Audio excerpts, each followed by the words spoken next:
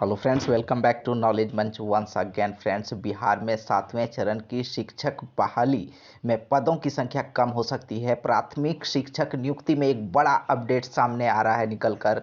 जैसा कि आप सभी को मालूम है कि 7वें चरण की शिक्षक नियुक्ति दिसंबर में, इस साल के अंतिम महीने दिसंबर में या फिर 2023 के पहले महीने जनवरी में शुरू हो सकती है।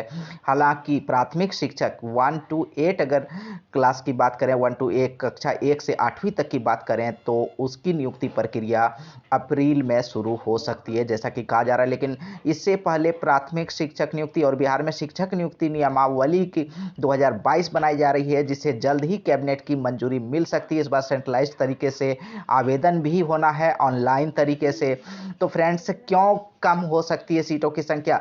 तो 6ठी से 8वीं में शिक्षकों के आधे पद पदोन्नति से भरे जाएंगे।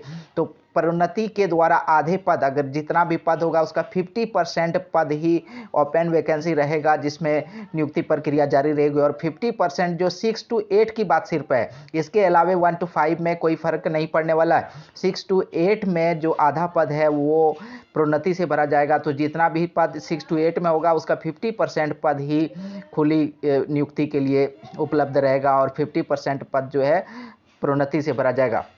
कक्षा 6 से 8 तक शिक्षकों के कुल रिक्त पदों में 50% पद प्रोन्नति से भरे जाएंगे। प्रोन्नति के लिए 50% पद रिजर्व कर रख कर ही कक्षा 6 से 8 तक के लिए 7वें चरण की वैकेंसी आएगी। शेष 50% पदों पर सीधी नियुक्ति होगी।